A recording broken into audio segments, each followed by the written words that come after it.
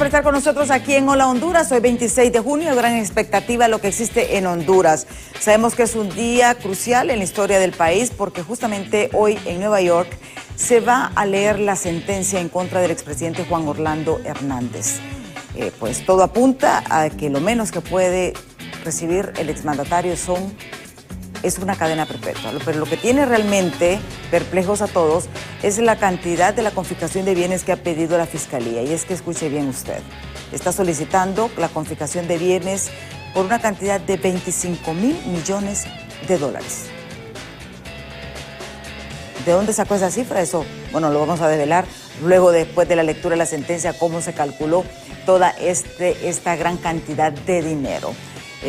Además es un día bastante lluvioso y por supuesto también en el ámbito político bastante atención en los sectores de derecha en el país por el hecho de que se va a realizar 3 eventos justamente conmemorando el 28 de junio que fue la salida del expresidente Manuel Zelaya Rosales del país luego del golpe al Poder Ejecutivo.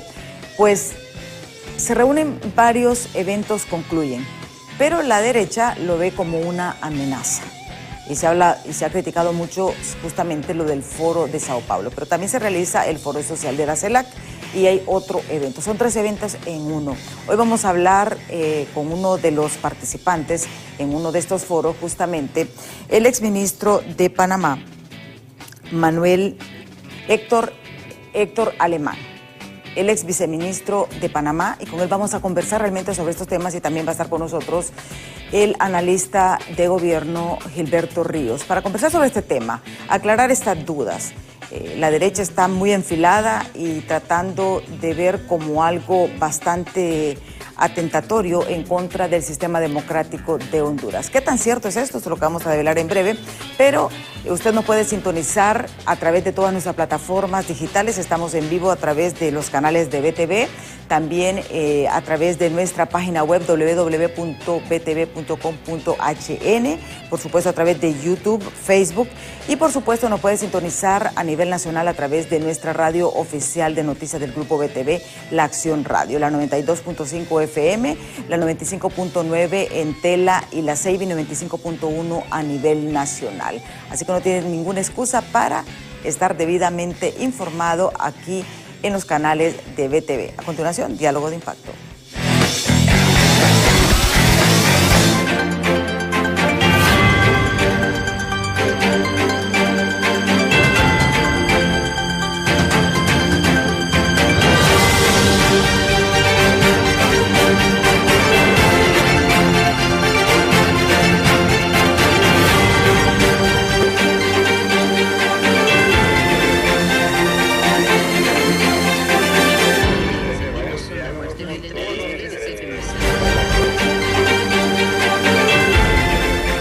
Justamente mañana 27 se instala en el país una serie de actividades políticas en conmemoración del 28 de junio.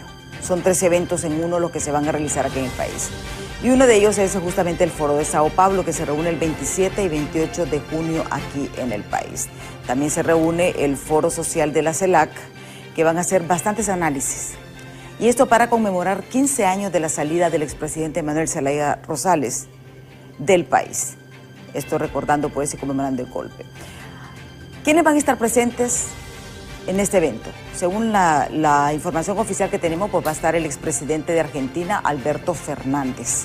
Es uno de los participantes justamente en estos eventos. También va a estar el expresidente del gobierno español, José Luis Rodríguez Zapatero, para que vea la cantidad de personalidades. Va a estar también el expresidente de Bolivia, Evo Morales. Además de Evo, va a estar justamente el expresidente de Colombia, Ernesto Samper.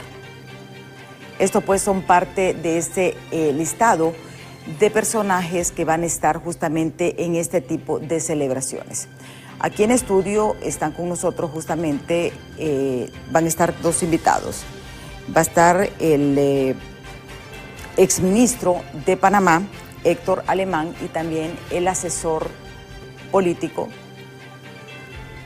el analista político del gobierno, Gilberto Ríos, para abordar este tema. ¿Por qué tanto temor realmente a esta reunión? ¿Por qué la derecha ha arreciado en contra de estos eventos? ¿Qué es lo que realmente se va a discutir y qué tanto impacto van a tener? Antes de iniciar con este tema, veamos esta nota de nuestros compañeros de los noticieros Impacto. La organización anticomunista Foro de Madrid emitió un comunicado en el que denuncia que el Foro de Sao Paulo tiene planes de convertir a Honduras en una dictadura totalitaria, a lo que miembros del oficialismo tachan esto como campaña política de desprestigio hacia el gobierno. No sabemos quiénes son las personas, organizaciones o qué es lo que representa ese denominado Foro Madrid cuando se esconden tras el anonimato para atacar, para hacer señalamientos tan bajos como estos, calificativos de terroristas, de narcotraficantes, cuando no hay absolutamente ninguna forma de probar ese tipo de acusaciones. Entonces lo que se está haciendo es una campaña de desprestigio, una campaña política orientada precisamente a generar incertidumbre. Para analistas, este tipo de pronunciamientos, el revuelo que causan, atrasan más el desarrollo del país y asimismo mencionan que este tipo de situaciones se deben resolver internamente. Situación como estas porque significa un retroceso en la economía, ¿verdad? En el reconocimiento internacional de Honduras, en las ayudas internacionales. Entonces, ¿verdad? Yo creo que Honduras, ¿verdad? Es un estado, nosotros somos capaces de resolver nuestros problemas, un estado legalmente constituido por 3 poderes. Entonces, yo creo que hay que resolver los problemas en casa, ¿verdad? Y los problemas de casa se resuelven en la casa. Entonces, el documento publicado este martes 14 de mayo en la página oficial de la organización refiere que esta predicción se hará realidad en la próxima reunión entre la presidenta Castro y el Foro de Sao Paulo, que se llevará a cabo el próximo 27 de junio. Con imágenes de Marvin Andino, les informó José Luis Castellanos. Bueno, justamente para hablar de este tema, ¿qué es lo que se va a analizar, a discutir justamente en estos foros? Este foro es en torno al 28 de junio. Está con nosotros aquí como invitado en estudio el exministro de Panamá, Héctor Alemán. Con él vamos a conversar sobre los puntos que le competen a él dentro del foro de la CELAC, porque me explica, son varios eventos. Muchísimas gracias y gracias por estar aquí con nosotros en Diálogo de Impacto. Hombre, un placer poder comunicarme a través de este programa con el pueblo hondureño. En efecto, estamos aquí muy animados por la feliz coincidencia de 3 eventos importantes, como ya lo has descrito, a propósito de la conmemoración del aniversario del golpe de Estado, que fue sin duda y sigue siendo recordado como una afrenta a la democracia, no solamente en Honduras, sino en toda nuestra América Latina. Se reunirá también el Foro de Sao Paulo y se reunirá también la instancia del Foro Social de CELAC. Yo estoy aquí en representación de la Conferencia Permanente de Partidos Políticos de América Latina, COPAL, que reúne en su seno a más de 70 partidos de 30 países de América Latina y el Caribe. Un espacio de concertación, un espacio de permanente debate de los partidos políticos de América Latina de distintos signos, de izquierda, de centro derecha, liberales, que acompaña a la CELAC, que es nuestro principal esfuerzo y espacio de integración de América Latina y el Caribe. Este evento ha sido convocado precisamente para el debate sobre la situación en América Latina, los principales problemas y revisar la hoja de ruta de la integración latinoamericana.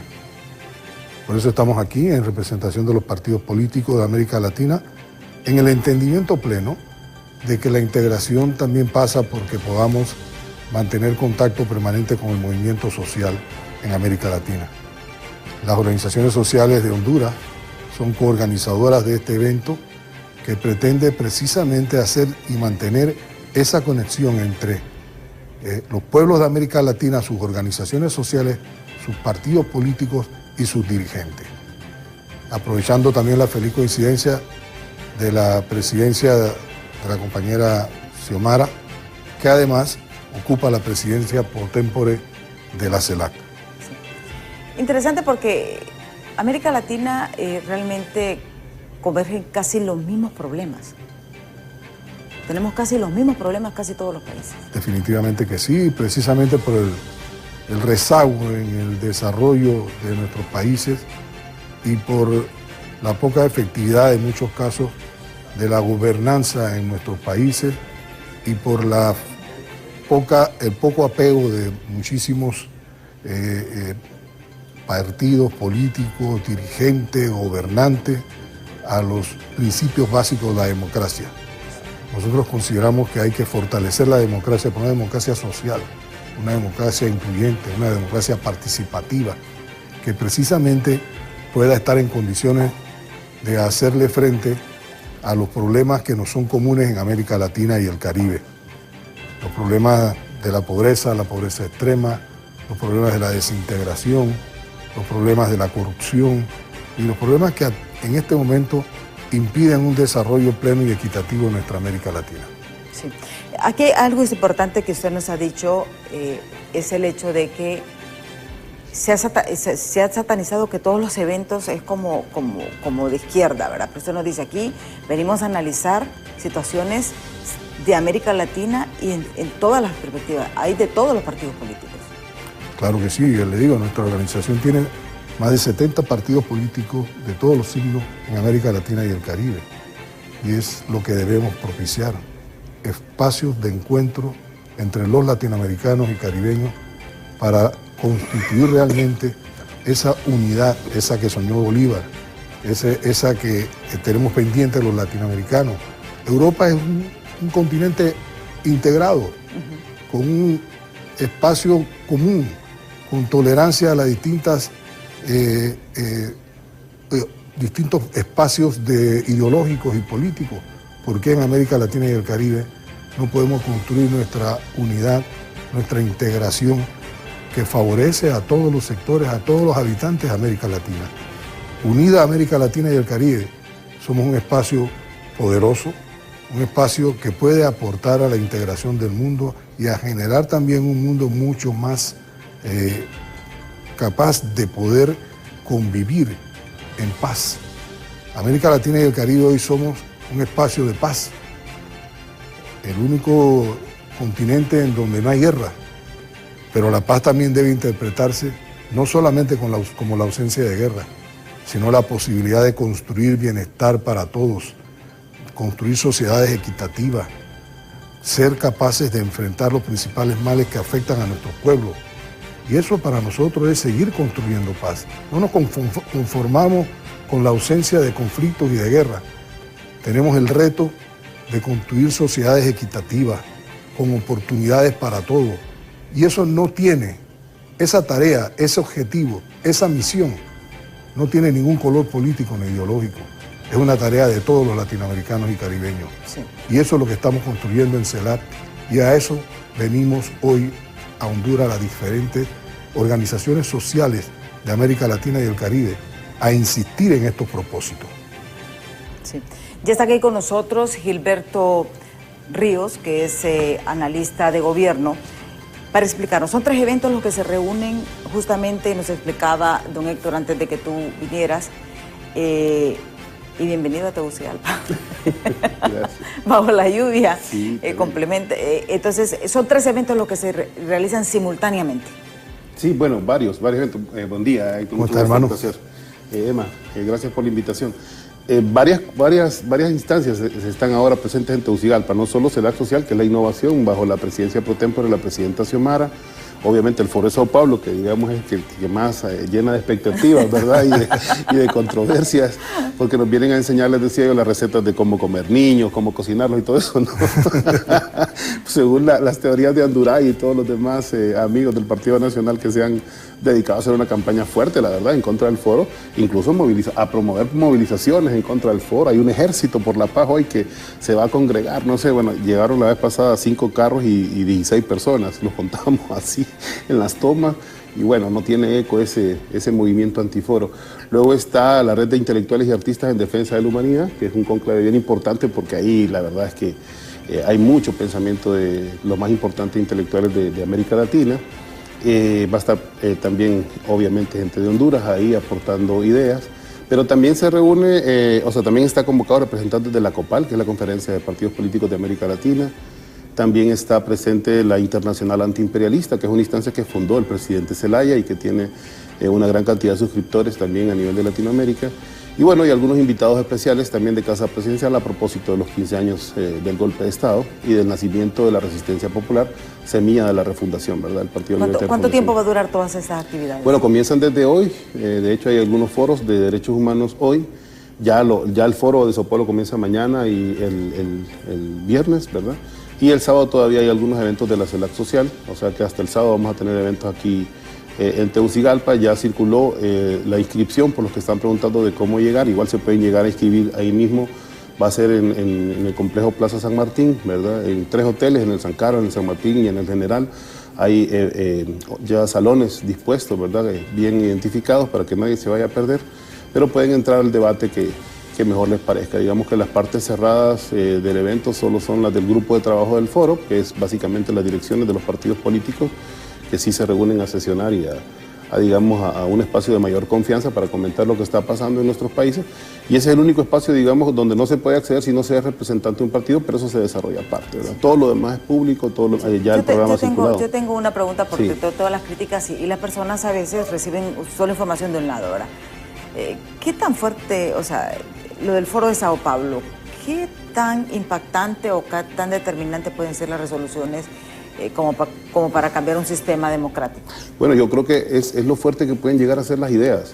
Y el tema es que las ideas pueden llegar a ser muy fuertes. Acuérdate que el foro se fundó apenas en el 90 y alguien que ni siquiera formaba parte de la familia del foro, hay que decirlo, Hugo Chávez, que fue invitado por primera vez en el 95, incluso lo miraban de lejos porque lo miraban como el militar golpista, ¿verdad?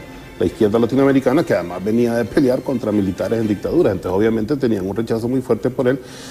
Y te explico esto porque a pesar de esa, digamos, problema de entrada, ¿no? de concepciones, etcétera, apenas 8 años después de fundado el foro se ganó las elecciones en Venezuela, pues 8 años después, en medio del neoliberalismo en toda América Latina, y eso dio paso a que todos los demás partidos progresistas también tuvieran una opción desde el punto de vista electoral y ganaran elecciones. Brasil, Argentina, etcétera, Ecuador, ¿verdad? Nicaragua, todos empezaron a usar este camino, este método, a entender cómo funcionaba la democracia oligárquica, ¿verdad? No es ni siquiera es la democracia burguesa formal, sino es la democracia oligárquica que se había instalado después de los 90 en nuestros países. Y bueno, sí, es el poder de las ideas. Decía Stalin, fíjate que Stalin, que era tan totalitario, decía... nosotros creemos que las ideas son armas. Nosotros no permitimos que nuestros enemigos tengan armas. ¿Por qué permitiríamos que tengan ideas? Decía, ¿verdad? Entonces, claro, esa es la concepción, ¿verdad?, totalitaria de alguien que no quiere que los demás ni siquiera piensen, ¿verdad? Entonces, por eso se ha levantado una enorme campaña. Evidentemente, esta reunión del foro, que es para lo que, bueno, yo asistí por 10 años al foro y la verdad que yo no entendía por qué era tan importante los primeros años y después entendí que así con pequeñas experiencias, las reuniones bilaterales que uno tiene con las experiencias de los demás partidos, uno va creciendo bastante, ¿verdad? Y yo creo que aquí lo más importante, don Héctor, sí, por ejemplo, es el hecho de que independientemente de las ideas, al final, pues, como usted lo planteaba, todos tenemos los mismos problemas. Sí. Definitivamente. Y Europa yo creo que es el vivo ejemplo de que a pesar de que ellos tienen sus diferencias ideológicas, se reúnen, toman decisiones por el bien común. No solo y al final creo que ese egoísmo es lo que nos lleva a nosotros a tanto fracaso y a tanto retraso en Latinoamérica. Europa no solamente tiene diferencias ideológicas, tiene un montón de idiomas, También. Sí. tiene un montón de Culturales. culturas totalmente diferentes. América Latina y el Caribe tiene la gran ventaja de que la mayoría, las 2/3 partes, hablamos el mismo idioma. Sí. Tenemos la misma idiosincrasia, la misma cultura, hasta las mismas religiones. Y los mismos enemigos. Y los mismos enemigos también. Entonces, no tiene sentido vivir en un continente con tanta riqueza y con tantas oportunidades y seguir divididos y seguir con la intolerancia política que nos lleva a extremos. ¿Cómo es posible que por una reunión de esta naturaleza que convoca a los latinoamericanos y caribeños a discutir sobre nuestros problemas, a debatir sobre la solución de los mismos, a insistir en una hoja de ruta para integrarnos, suscite tanta intolerancia de sectores extremos? Eso es lo que definitivamente no tiene sentido. Yo creo que hay que tener la tolerancia suficiente para que como latinoamericanos y caribeños nos sentemos, aun cuando pensemos distintos, a tratar de encontrar soluciones comunes a nuestros problemas. Sí. Y yo creo que esto también viene este hecho de que cuántas organizaciones, por ejemplo, en lo que es el foro social de la CELAC, cuántas organizaciones, cuántas representaciones van a estar ustedes aglutinadas. Muchísimo. ¿Y qué aspectos van a tratar? Porque también hay que ver qué es lo que van a tratar.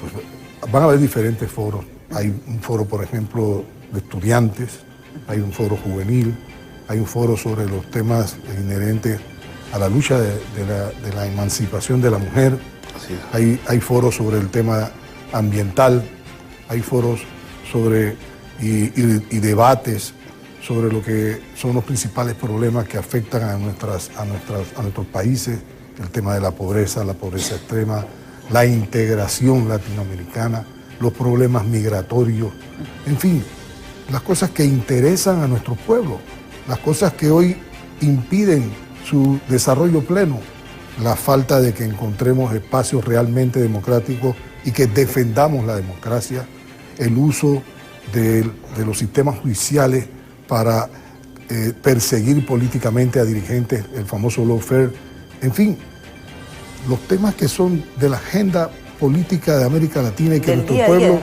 del día a día y que nuestro pueblo espera de sus dirigentes, que nos sentemos a debatirlo, a discutirlo y a tratar de encontrar soluciones comunes para toda nuestra América Latina.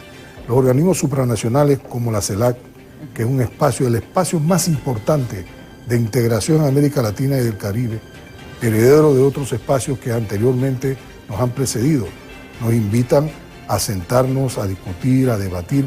Es un espacio supranacional que respeta la democracia y las posiciones de todos los pueblos.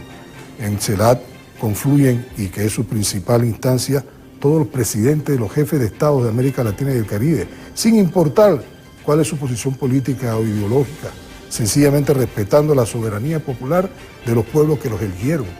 Y esa instancia o espacio de integración nos invita a ser tolerantes, a ser capaces de entendernos y a debatir con franqueza, con sinceridad y con honestidad los verdaderos problemas que nuestros pueblos están esperando que debatamos.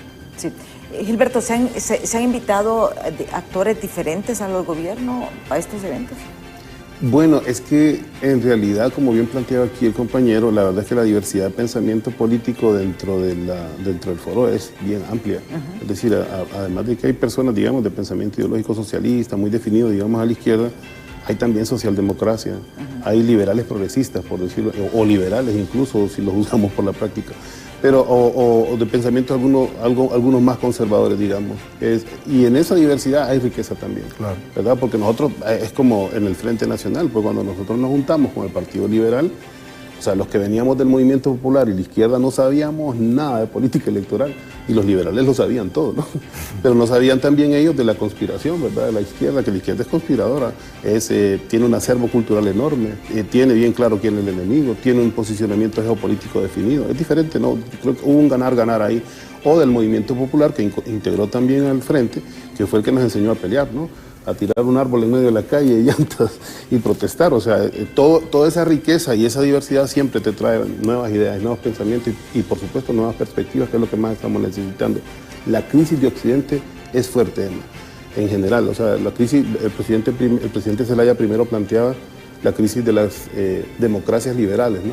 Y en general lo que estamos viendo es la crisis de todo Occidente. Mira lo que está pasando en Europa. Prácticamente hay una recesión económica en Europa y aún así están financiando guerras en Medio Oriente, siempre por los pleitos de recursos y territorio que impulsa Estados Unidos, que también está en una recesión velada. Así, lo único que lo distancia de tener una recesión abierta es que ellos tienen la máquina de fabricar dólares, ¿verdad? Y obviamente esa necesidad que tienen de activar su complejo militar industrial, ¿verdad? Que también de eso han vivido. Y obviamente la expoliación de nuestros recursos, pero cada vez eso se va dando en menor medida. Entonces, en este cambio de poderes en el mundo, en este cambio de correlaciones en el mundo, estamos viendo cómo, ante la crisis capitalista, los sectores más conservadores proponen la solución fascista, ¿no? La solución de los extremos. Y Europa, por ejemplo, se fue al fascismo. Ahorita acaba de ganar la ultraderecha en su parlamento europeo, ¿no? porque está de moda el tema de la xenofobia. O sea, no es un problema que ellos hayan generado, sino que el problema, dice la derecha europea, es que hay migración del sur, como que ellos mismos no expoliaron y destruyeron los países del sur, como para que esa gente no tuviera más opción que emigrar, o les hicieron guerras de invasión, o les fueron a destruir todos sus aparatos productivos o a comprárselos de manera injusta. Entonces todo eso se les está revirtiendo y la reacción de ellos es decir, no, es culpa del sur, ¿no? Y entonces nosotros vamos a reafirmar nuestros valores europeos. Súper peligroso, es casi el nacimiento del neofascismo, ¿no? Y pero igual sienten la derecha cuando llega a la extrema izquierda. Pues, pero en el caso es que, por ejemplo, en los años que tuviste a la izquierda en el poder, no tuviste en América Latina más que una zona de paz, pues no viste ninguna agresión de un país contra otro, no viste persecución política de la oposición, no viste opositores presos, no viste gente torturada, asesinada, como lo ves cuando la derecha llega al poder, ¿no? Que lo primero es utilizar a la policía para disolver cualquier diferencia que tenés. En cambio, por ejemplo, en este gobierno de la presidenta Xiomara, que es muy similar en todos los gobiernos de América Latina, ni siquiera una bomba lacrimógena, pues, en 3 años, ¿no? Ni siquiera un preso político, ni siquiera, mucho menos una denuncia de abuso policial, así, tal vez una cosa muy aislada por algún disparate de algún capitán de policía que hasta ha quedado filmado cómo les han llamado la atención y les han dado la respectiva sanción, ¿no? Pero son gobiernos de mucho diálogo, de mucha armonización social en realidad. De hecho, la izquierda más extrema, y aquí está al amigo que no me deja mentir, siempre acusa a los gobiernos de izquierda de ser demasiado conciliadores con la derecha. Esa es la gran crítica que nos hace, y yo, que también pasé por una juventud inmadura en la izquierda, que yo también decía, ¿por qué los gobiernos no hacen más? Y ahora que somos gobierno, es realmente difícil mantener la categoría de ente racionalizador de la sociedad, ¿verdad? Que le da la teoría general del derecho al Estado. Ser racional en este caso es como puchica, un desafío enorme. ¿Cómo valoras tú? Porque tú me hablas de esta derecha, de estos estados dictatoriales. Por ejemplo, el caso de Nicaragua. Sí, fíjate que yo viví ahí 6 meses. Porque yo Nicaragua lo miro como un híbrido realmente. Ya no sé de qué tendencia es. Sí, mira, pero fíjate que es izquierda y sin duda es un estado de derecho, te lo digo, yo viví ahí. Lo que pasa es que los nicaragüenses, yo creo que en eso hay que entender el propio proceso de cada país y de cada pueblo. Fíjate que ahí hay un dicho, que es un dicho muy latinoamericano, que dice, no sé si es del castellano, pues que dice, el que se quema con leche hasta la cuajada sopla, dicen, ¿verdad? Allá en Nicaragua dicen, el que se quema con leche hasta el establo sopla, ¿verdad? El establo, o sea, como para referirse a ser todavía más previsor, ¿verdad? Porque ya vivieron una guerra que les costó 90.000 muertos, ¿verdad? Y que fue una guerra fratricida, ¿verdad? Una guerra civil muy financiada de Estados Unidos, que además está comprobado, ¿verdad? Sobre todo el caso de Irán-Contras, la financiación de la contrarrevolución y la contrainsurgencia centroamericana, incluso dependió del establecimiento de la estructura que todavía transporta drogas a Estados Unidos, donde está metido el Comando Sur. ¿Te acordás del escándalo de Oliver North y Irán-Contras? Pues todo eso develó, ¿verdad?, la gran corrupción del Estado norteamericano para tratar de aplacar a los pueblos en Centroamérica principalmente. Entonces, ante esa impronta, los nicaragüenses se cuidan mucho de la oposición. Yo he visto en Nicaragua, no me lo contaron, esto yo creo que a muchos les va a sorprender, yo he visto candidatos de la derecha en Nicaragua que dicen, yo soy el elegido de la embajada o yo soy el elegido del Departamento de Estado, ¿te puedes imaginar? O sea, ellos tienen candidatos que admiten que su línea política viene de Estados Unidos, después de que Estados Unidos les hizo una guerra de invasión, entonces, o financió pues la contrainsurgencia. A la contrainsurgencia, a la contrarrevolución nicaragüense. Entonces, evidentemente, ellos se protegen. Pero todas esas personas que están presas, todas tienen una serie de delitos. Esos curas que metieron asesinos dentro de sus iglesias y que estuvieron promoviendo los desmanes del 18 de abril del 2018. Todo esto que, por cierto, lo auspiciaba también la Laura Dóbula, que es embajadora aquí ahora mismo en Honduras. Ella fue la que coordinó también esos... Pero, por ejemplo, si hablamos de nombre, por ejemplo, el caso del propio hermano de... No, pero Humberto incluso hace mucho tiempo se había desligado del sandinismo, pero hace mucho. Yo lo conocí, por cierto, en Nicaragua, y no tiene nada que ver con la dirección sandinista. De hecho, es un empresario muy prominente. A él sí se le puede acusar precisamente de aquello que se llamó la piñata sandinista, porque quedaron con grandes propiedades, es dueño de almacenes y dueño de supermercados. Si él es un burgués, pues. No es lo mismo que Camilo, ¿va? El otro hermano de Daniel, que murió 8 días antes de la toma o sea, el 10 de julio, de 1979, en la ofensiva final. Sí. O sea, es una familia muy sacrificada y Humberto es la excepción. Comparaciones porque Nicaragua, no sé si somos hermanos. Héctor, por ejemplo, también aquí la derecha, el Partido Nacional, satanizaba a Nicaragua y resulta de que ahora están refugiados en Nicaragua, ¿verdad? Huyendo de la justicia, varios exfuncionarios del gobierno de Honduras. Entonces hay unas cosas que uno dice, ¿qué es lo que pelean, verdad? ¿Qué es lo que defienden? Pero bueno, ese es otro tema en Nicaragua. Vamos a ir a pausa. Cuando regresemos, ¿va a venir Nicolás Maduro a estos eventos? Eso lo vamos a ver después de pausa. Porque miren, las redes están ahí. Yo les voy a preguntar lo que la gente lo que la gente quiere saber realmente. Eso después de pausa. ¿Ah? De campaña. Ya volvemos.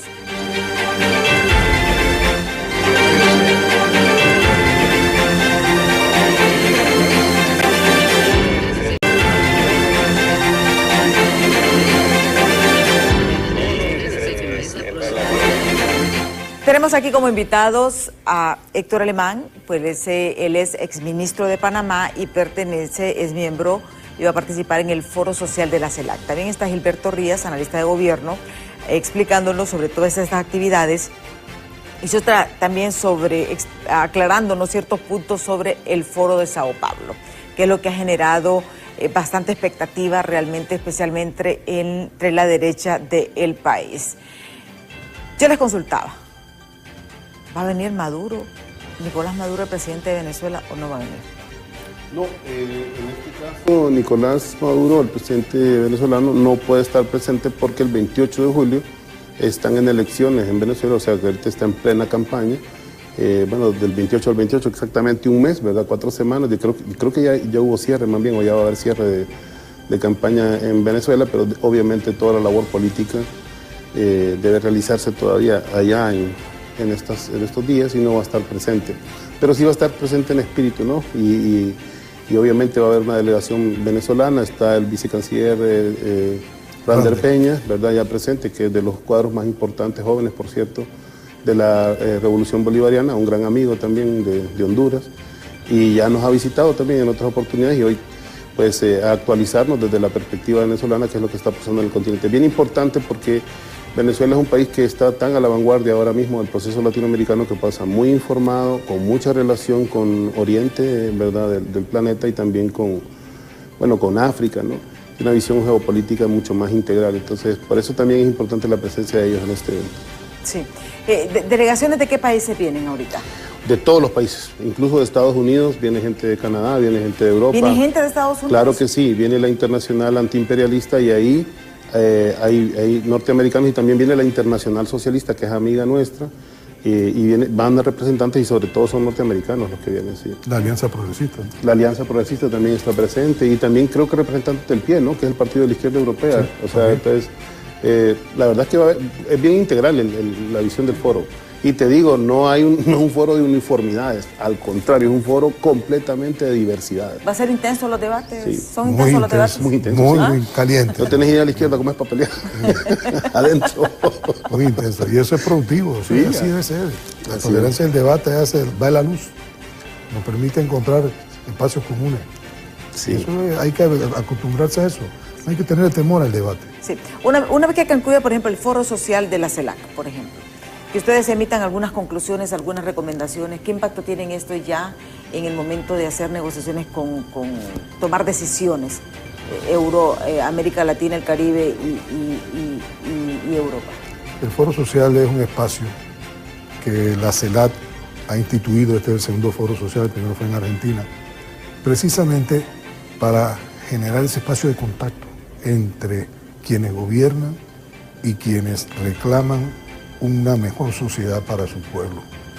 Esa falta de conectividad entre gobernantes y luchadores sociales ha provocado la constante y permanente lucha, en algunos casos incluso innecesaria, porque no se gobierna para garantizar la solución de los problemas de nuestro pueblo.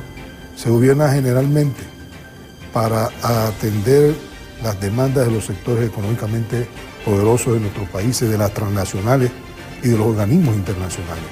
América Latina y el Caribe debe aprender a gobernarse, autogobernarse para sí y por los intereses de los latinoamericanos y caribeños.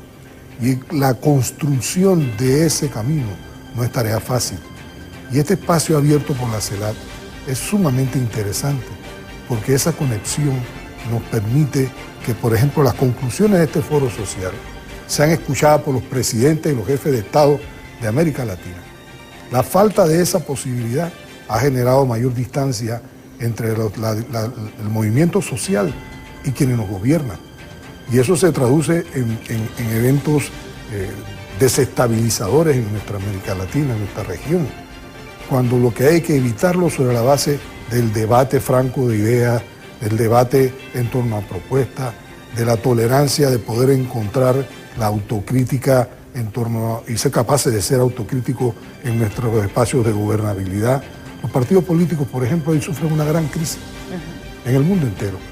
Y ha sido precisamente por la falta de conectividad con los habitantes de nuestros países. Decimos una cosa en las campañas políticas y hacemos otra cosa distinta cuando gobernamos. Y esa desconexión tiene que acabarse. Y la única forma de entender la necesidad de que eso termine de manera democrática es en estos espacios de debate profundo que la presidenta Xiomara, en su condición de presidenta de la República de Honduras, de presidenta pro tempore de la CELAC, pero sobre todo siendo consistente con su condición y su compromiso como luchadora social, permite que hoy Tegucigalpa sea el espacio de debate de América Latina y el Caribe. Sí. Tenemos ya varios mensajes que nos han escrito al 3182-5600 que vamos a compartir con ustedes. Dice, es lógico que la oposición por regresar al poder denigre cualquier acción del gobierno. En este país hace 12 años no atentaron con nuestra vida, no, nos atentaron contra nuestra vida constitucional, la cambiaron, la pisotearon, la forma nuestra de gobierno. La derecha es la que tiene hundido en la miseria todo a nuestro pueblo, se robaron todo, digo todo. Un cabecilla de ellos será condenado hoy, quien por 2 periodos de gobierno salvajemente Honduras sin ser electo por la voluntad popular. Sí, tanta nacional. Política de crítica destructiva y no cuentan con algo. El pueblo unido no será vencido, dice. Y corruptos y ladrones jamás volverán. Solo un psicópata votaría por la derecha destructiva, o sea, liberales y narcocachurecos, dice este televidente. Vamos con el siguiente, dice, es triste escuchar a estos personajes hablando del socialismo y de foros cuando el pueblo se está muriendo de dengue, hambre y tantas cosas que no resuelven, dice jiji. Por eso dice un escritor socialista, hasta que se enriquecen, feministas hasta que se casan y ateos hasta que les cae el avión, dice. Ay, y sí habla de los hechos de desaparecidos en la derecha que no se han dado cuenta de los 20 desaparecidos en los últimos días, nos dice este otro televidente.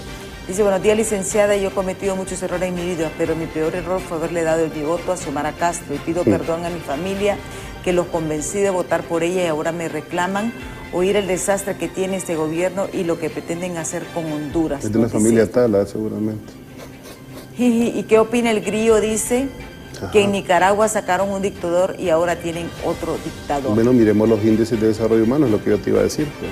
Tanto que atacan a Nicaragua, y yo te voy a decir, yo vi ahí los esfuerzos sociales, sobre todo las personas más pobres, la salida de centenares de miles de personas de la pobreza, que es de hecho donde se debe medir la democracia, ¿no? En la posibilidad de repartir oportunidades. Algunas veces miramos brusco, digamos, el actuar político de Ortega, pero yo siento que responde a una historia interna nacional y a una agresión permanente por parte de Estados Unidos. Entonces, no, es de verlo de cerca, pues si lo miramos mediado por las propagandas, es imposible que lo podamos entender, tanto de uno o de otro lado si querés. Viviéndolo ahí, yo te digo, yo estuve en la experiencia ahí y sé cómo es la dirigencia sandinista que viene del pueblo y cómo responde a los intereses del pueblo, ¿no? Ahí no hay esa élite que dice. Además, fíjate que aquí en Honduras, déjame hacer este paréntesis, tenemos un tema, como la oligarquía es árabe, digamos, de origen árabe, tienen esto de que son bien fachentos, va bien, para todos son, vos sabés, Emma, todo lo exhiben, todo el dinero que tienen lo exhiben, ¿verdad? Entonces nos acostumbramos nosotros aquí en Honduras a ver las casas, mansiones de ricos, ¿no? Y lujos y objetos suntuarios, etcétera, ¿no? Pero en Nicaragua, fíjate que no hay esa cultura. Hay una oligarquía más nacional, ¿verdad? Están los pelas, o sea, son nicaragüenses, pues. No, si ahí están todos, toda la misma burguesía nicaragüense, están ahí, viven y además tienen una mesa de concertación con el gobierno permanente desde que llegó el sandinismo al poder. Y fíjate que ellos tienen, yo conocí por ejemplo la casa de Violeta de Chamorro, o conocí casas así de dirigentes políticos de la derecha nicaragüense, gente con dinero. Vieras qué casa más sencilla, vieras qué forma de vivir la riqueza tan diferente. Aquí también, aquí en Honduras tenemos esa mala influencia de esa cultura árabe, de la opulencia, de mostrar, que está muy ligado también a esta lógica de Miami, ¿no? A esta lógica norteamericana del dinero, que por cierto también, bueno, en Centroamérica, en Panamá, por ejemplo, también está ese vínculo, ¿no? Con Miami, que claro, por el tema de la exportación y todo eso, ¿no? Que importamos mucha cultura norteamericana, pues, y eso también está presente en ellos, el tema de exponer así la riqueza. Hay que considerar también, ¿verdad? La cultura norteamericana está muy apegada. No, claro, porque nosotros... Ve, por ejemplo, aquí en Honduras, yo creo que no existe una familia que no tenga un familiar en Estados Unidos. No, claro, eso está bien, pero el tema es que eso no debe permitirnos la penetración cultural, porque nos deja sin identidad nacional. Pero ahí es donde volvemos el punto de la educación. Yo creo que aquí es donde todos... No, la educación y la producción cultural. Donde todos los gobiernos han fallado.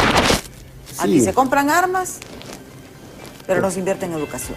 Y no importa de cualquier tendencia. No, pero este gobierno no puede decir eso. Si ha reparado más de 4.000 escuelas de 12.000 que nos dejó mal la dictadura. Presupuesto defensa y seguridad. ¿Vos le quitarías el presupuesto a los que tienen las armas? Yo se lo quito. Porque vos no sos política. Yo sí se lo quito. No, sí se lo quito. Yo te digo. Bueno, ya saben por quién, que Emma es radical, va así. No, es que yo sí creo y yo soy convencida. No, es y lo vemos a la historia. ¿Cómo se recuperó Japón? ¿Cómo se recuperó Alemania? Sí, invirtiendo en la educación. ¿Cómo se recuperó el mismo China?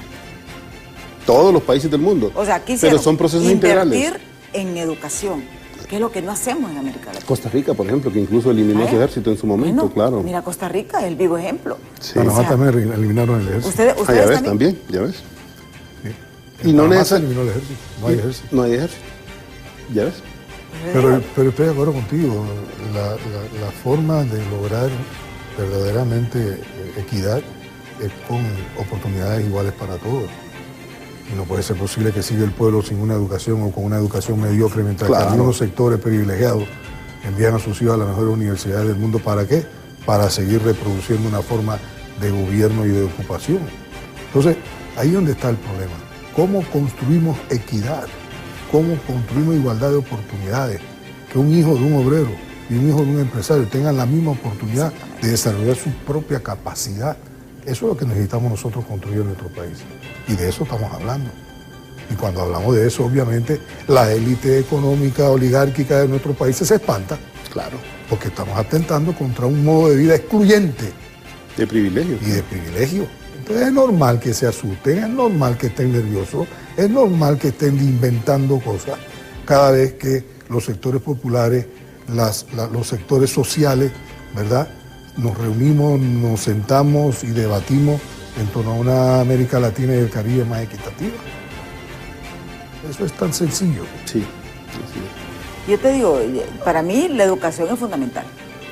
Yo de presupuesto yo recortaría todo y me focalizaría en educación, porque al final es lo que estamos, o sea, ¿qué es lo que está haciendo toda América Latina? Exportando talento. Sí, la fuga porque la de migración cerebro, es exportación de talento. Así es. En estos momentos, Honduras, tú lo sabes, ahorita los médicos están migrando, ingenieros están migrando, gente profesional calificada está migrando. Claro. Sí, claro. Y nosotros le estamos educando los por la falta de oportunidades. No, pero también es que los polos de desarrollo demandan precisamente, porque claro, esas son economías que a pesar de sus características en este momento recesivas, son mucho más fuertes que las nuestras, por supuesto, y pueden absorber y no producen tantos profesionales como necesitan. Entonces lo que hacen es que los absorben del mundo. Entonces nosotros seguimos subsidiando de muchas maneras el desarrollo del norte. Eso es triste, mira. Fíjate que la mitad de los médicos formados en Bolivia, en Cuba, con el AM, están viviendo en España. La mitad, te puedes imaginar, porque en Bolivia, que es un país que incluso tiene un proceso... Ahorita hay una migración de médicos hondureños en Alemania. ¿Ya ves? Sí, yo tengo un montón de amigos médicos en España, por ejemplo. O sea, y están estudiando y ya están trabajando allá. Así es. Porque tenemos mucho talento. Pero también mientras no cambiamos esa regla, porque la cuestión es que yo creo que esto no es de ideología. Esto es de querer nuestros países y tomar las decisiones en pro de beneficios. Pero andas bastante subversiva, porque hoy dijiste que no teníamos que tener ejército y que tenemos que tener educación, pues ya sos candidato a entrar al Foro de Sao Paulo. No necesariamente. No necesariamente. Yo creo que cada quien tiene que verlo. Sí, yo soy hondureña, yo te digo. Y ya te van a tirar de izquierda, ya vas a ver. Yo te digo, yo aquí cuántas veces he dicho, yo he luchado por la parte de educación. Sí, eso. Lo he criticado toda mi vida. Sí. Toda mi vida. Y yo he dicho, cada escuela en Honduras debe tener un médico, un psicólogo, maestros y más la parte de seguridad. Porque si no le garantizamos a un niño que sea su segundo hogar y que el Estado tutele, en nada estamos. Claro. Pero ¿quién va a ir a una educación con una escuela destruida? ¿Ah? Sí, no se puede. O unidocente o tenemos escuelas unidocentes con un maestro, por el amor de Dios, a esas alturas del partido. Bueno, y después no entendemos por qué las grandes migraciones. También. Después no entendemos por qué las grandes migraciones. Y el Estado no asiste. Entonces queremos encontrar la solución, la fiebre en la sábana y no en el cuerpo. Entonces hay que atacar a los migrantes, hay que restringirlos. Hay que definitivamente afectarle su posibilidad de búsqueda de mejores condiciones. Y entonces ese es el círculo vicioso de pobreza que se sigue generando en un sistema que no permite el desarrollo equitativo de los países.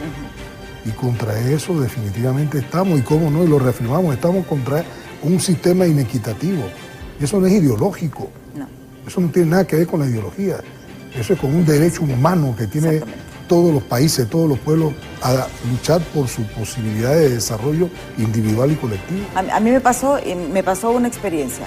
Yo anduve en un recorrido por las zonas de refugiados en tiempos de la Guerra Fría y fuimos a El Salvador, a Los Bolsones, nos metimos a Los Bolsones y andamos con Naciones Unidas.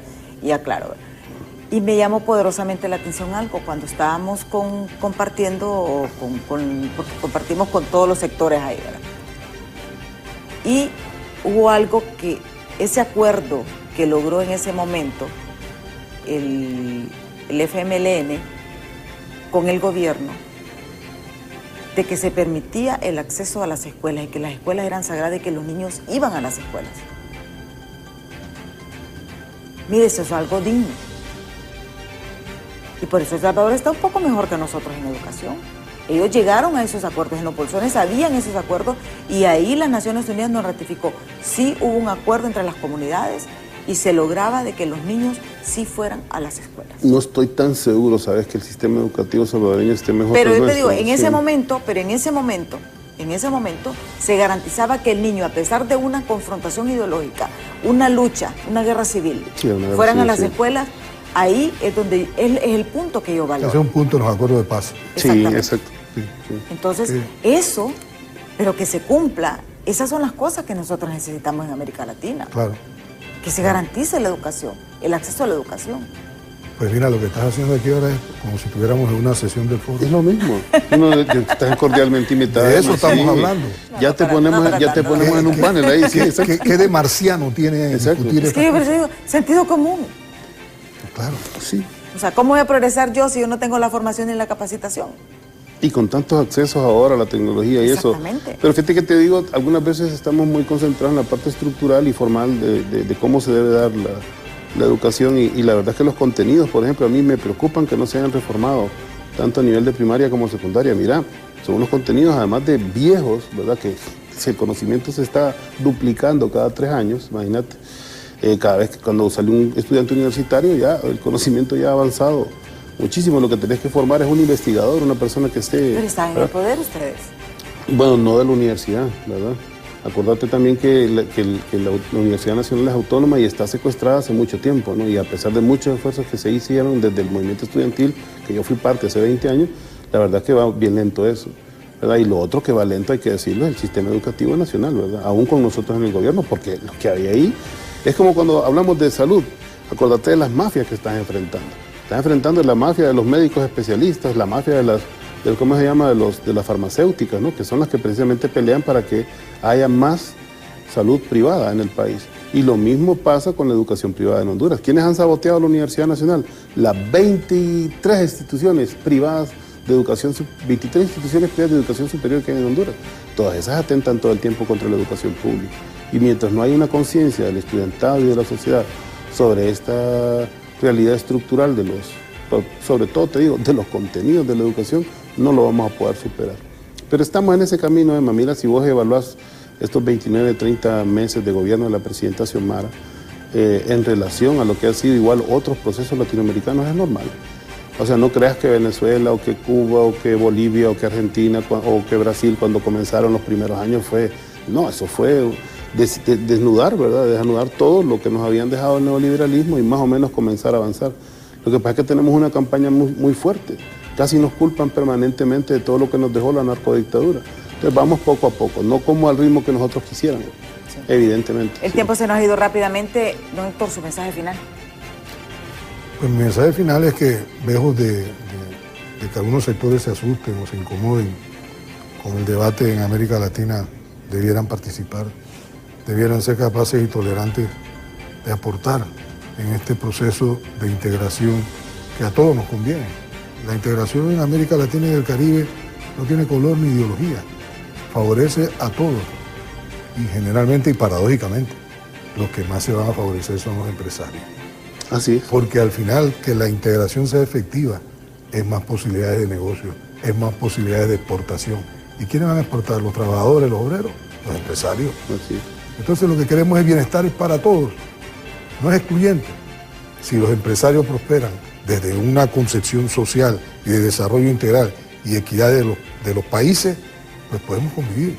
Y de eso se trata, construir equidad para todos. Sí. Te manda a decir a Norda Vilet, dice, si ellos dicen que lo que luchan es por Venezuela y Cuba, todos se quieren ir. ¿Dónde está la igualdad? No, esos son países bloqueados, asediados, sancionados, o sea, criminalmente, además por Estados Unidos. Es un bloqueo y unas sanciones criminales que afectan sobre todo a la población civil. Satanizados. Sí, solo me quiero quedar también con lo que dice el compañero Héctor con esto de los procesos nacionales. Precisamente nuestras luchas ahorita, si lo vemos desde el punto de vista doctrinal, no son socialistas, digamos, son procesos de liberación nacional. Y los procesos de liberación nacional incluyen a la burguesía, porque incluyen a todas las clases nacionales. Entonces, efectivamente, como dice Héctor, cuando estos países logran algo de soberanía, ¿quién primero se beneficia? Los que más ganan, que son la burguesía. No estamos atentando ni siquiera contra el modelo de libre mercado, sino con la posibilidad de ser independientes, que es la gran lucha ahorita mismo de América Latina. Sí, bueno, muchísimas gracias a don Héctor desde Panamá, a Gilberto de aquí de Honduras por habernos acompañado en este tema. A ustedes vamos a estar al pendiente en los noticieros Impacto de todo lo que ocurra en estos foros que se van a realizar pues a partir de mañana hasta el fin de semana aquí en el país. Y por supuesto también vamos más adelante a las 9:30 vamos a estar en esta transmisión en vivo de lo que ocurra también con la lectura de la sentencia en contra del expresidente Juan Orlando Hernández, que va a ser condenado por 3 delitos, donde un jurado lo encontró culpable de narcotráfico en esa nación del norte. Ya está lista Ani con toda la información del momento. Yo, si Dios quiere, les espero mañana en punto de las 7 de la mañana aquí en Diálogo de Impacto. Hasta mañana.